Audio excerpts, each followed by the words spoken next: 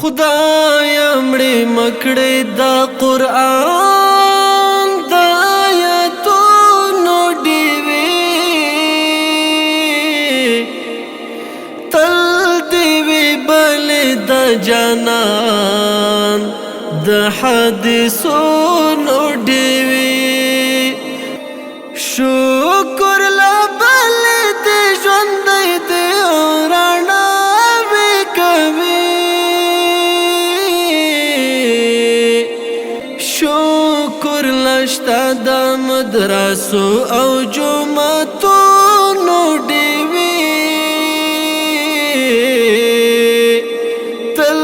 دې وي بلې د جانان د حدیثونو ډېوې خدایا مړې مکړې د قرآن د آیاتونو ډېوې تل